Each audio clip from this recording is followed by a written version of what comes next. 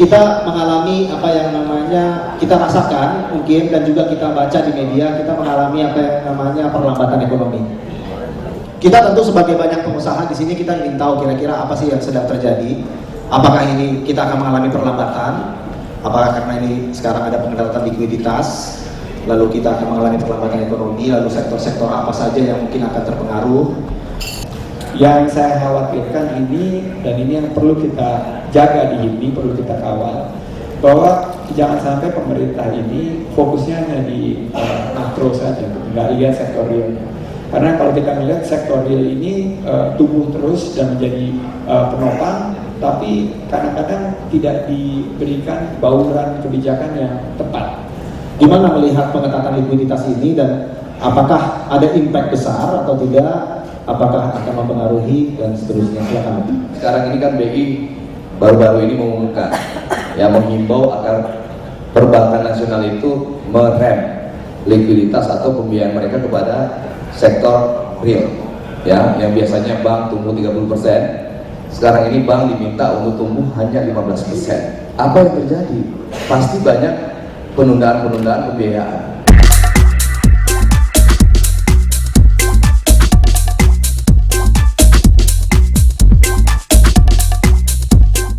Bagaimana dengan tahun 2014 ini? Tahun 2014 ini kan kita akan menghadapi pemilu. Pemilu itu sebenarnya apakah akan membawa instabilitas politik atau tidak dan seperti apa?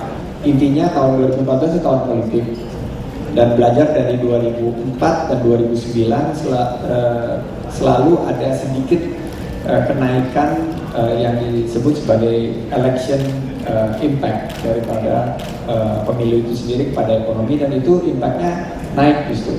Kita melihat 0,3 sampai 0,4% di tahun 2004 dan di tahun 2009. Tahun 2014 memang akan merupakan tahun politik atau tahun pemilihan, dan tentunya memasuki masa politik tahun depan. Harapan kita bahwa dengan pengalaman dan demokrasi kita yang sudah semakin dewasa, kita harusnya bisa lebih matang lagi melihat bagaimana prosesi pemilu dan Pilpres 2014 besok. Artinya kita dunia usaha sudah terbiasa dengan demokrasi dan sudah terbiasa dengan peralihan dan pergantian. Kami yang ada di DPR bahwa tahun 2014 itu adalah tahun politik. Tentu saja implikasi dari politik ini, pemilu akan efeknya itu akan ada juga di bidang ekonomi.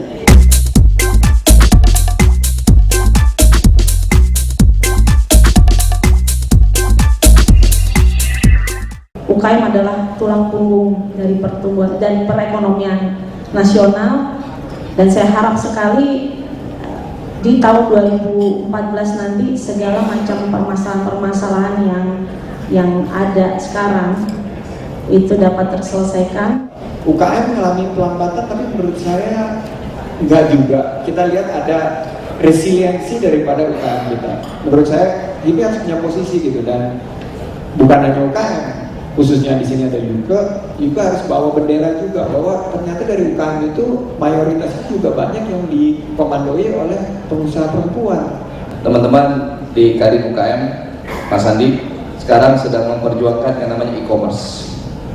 E-commerce ini teman-teman sekalian merupakan alat untuk bagaimana mengakselerasi pertumbuhan UKM. Roda UMKM tetap kita dorong, dan harus sinergi antara eksekutif, legislatif dengan pengusahanya untuk bisa menjalankan hal-hal yang memang harus kita teruskan agar roda ekonomi ini tetap berjalan dengan baik.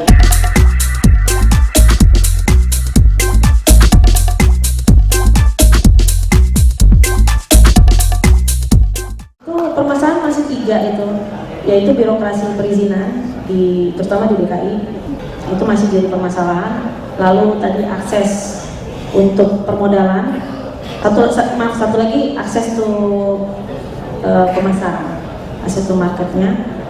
Ya, masalah birokrasi ini tentu saja menjadi masalah bagi kita semua. Bagaimana memotong secara cepat alur birokrasi yang ruwet maksudnya adalah untuk kemajuan bangsa ini ke depan dengan memotong alur birokrasi yang ruwet. Akses legalitas yang tadi dikatakan oleh Yuke seperti mahal, rumit dan ribet, itu terus akses permodalan yang sebetulnya hampir dibilang tidak mungkin bisa diakses lah, karena pengusaha pemula itu nggak ada yang bankable, rata-rata itu dan belum accountable. Maka ini, dan juga akses pasar. Kami sih berharap terus terang 2014 ini itu jangan terlalu berspekulasi. Bahwa selama 1 tahun ini banyak hal-hal yang kita rasakan sangat positif perkembangan di DKI Jakarta, ya, baik itu melihat dari sisi tata kota, juga banyak yang dirapikan, juga permukiman liar juga sekarang menjadi baik, transportasi juga sekarang coba dibenahi, birokrasi juga sekarang dibuat sederhana, cepat. Ya mudah-mudahan dengan Jakarta baru ini, dan memang itu benar-benar menjadi suatu Jakarta yang baru, kita harapkan juga bisa menjadi Indonesia baru.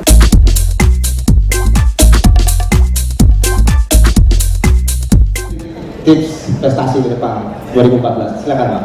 Kalau investasi sih saya rasa secara general akan mengikuti sektor ini. Saya rasa makanan akan bagus, energi akan bagus, berkaitan dengan kebutuhan sehari-hari. Bahwa konsumen ke depan ingin semuanya berorientasi mobile.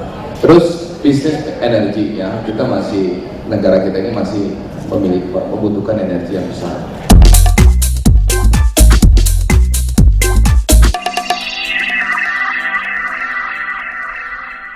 Teman-teman, ini adalah Mbak Yuke, orangnya juga baik, keibuan, juga sangat kerja keras, supel, dan kita sangat menghormati beliau juga. Apapun yang dikerjakan selalu beres.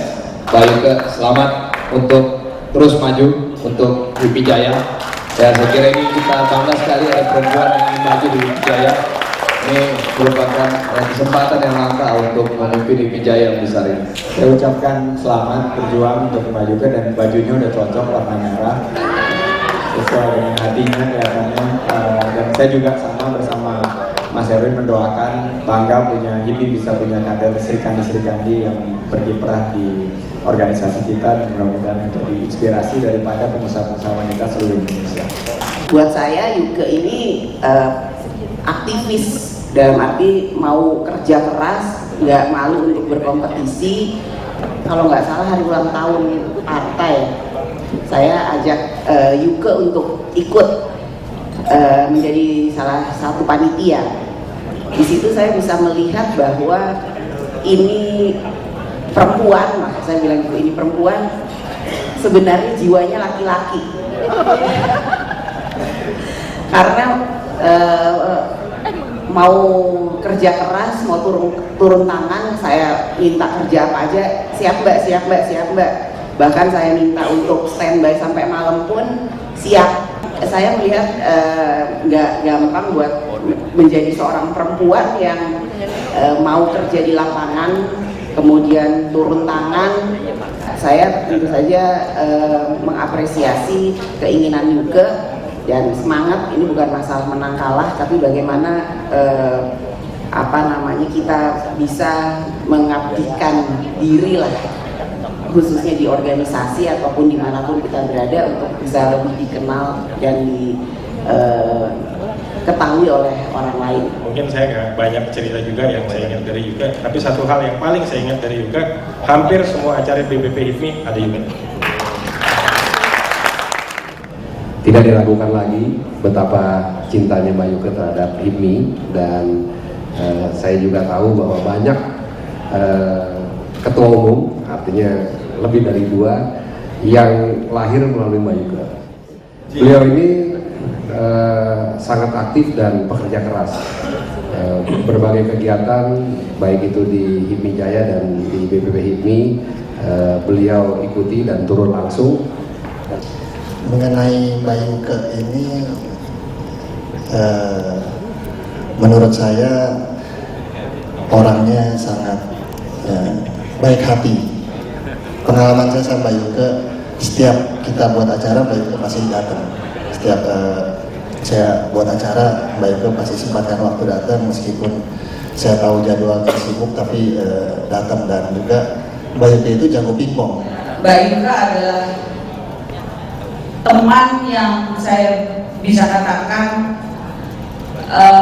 luar biasa, teman terbaik yang pernah saya punya, teman yang bisa diandalkan, teman dalam suka maupun teman dalam duka. Mbak Yuke ini adalah bisa dikatakan problem solving, artinya setiap ada masalah, setiap ada acara, apapun itu, begitu ada Yuke, semuanya beres. Yang menjadi suatu pemikiran kita, Mbak Yuke itu orangnya bisa diterima di semua lapisan, dari lapisan teratas sampai yang terendah. Mbak Yuke orangnya humble, tidak pernah sombong, hatinya baik, dan saya rasa kenapa itu yang membuat Mbak Puan juga happy dan senang dengan Mbak Yuke, karena begitulah dia, humble, pekerja keras, dan seseorang yang loyal. Jadi saya kenal Mbak Yuke sudah lama sekali. Kita tahu dinamikanya Jaya mulai dari dulu sampai sekarang. Mulai dari yang tidak terlalu ramai sampai sekarang sangat hektik. Dari yang one man one vote yang bisa digalang itu nggak banyak, sekarang banyak sekali.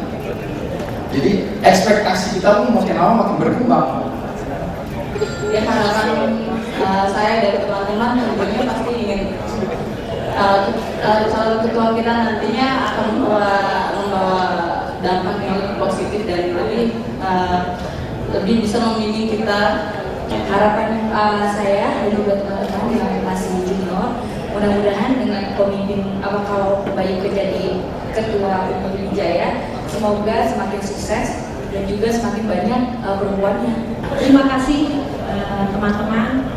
Terus terang saya sangat senang, sangat terharu kalau begitu antusiasme teman-teman dan kehadiran teman-teman semua bisa meluangkan waktu di sini, terutama sahabat-sahabat di HIPMI, keluarga besar HIPMI. Terima kasih, dan saya mohon dukungan untuk teman-teman semua. Berhubung tadi sudah disebutkan bahwa saya akan mencalonkan diri untuk jadi calon ketua umum di BPD HIPMI Jaya periode 2014 sampai 2017. Saya mohon doa restunya. Perjuangan kita akan, ini bukan perjuangan saya sendiri, perjuangan kita sama-sama, perjuangan untuk HIPMI Jaya, dan mudah-mudahan teman-teman semua mendukung. Harapannya, walaupun perjuangan sudah tinggal kurang dari 2 bulan, tapi kebersamaan kita sama-sama itu yang diperlukan demi HIPMI Jaya. Terima kasih sekali lagi. Wassalamualaikum warahmatullahi wabarakatuh.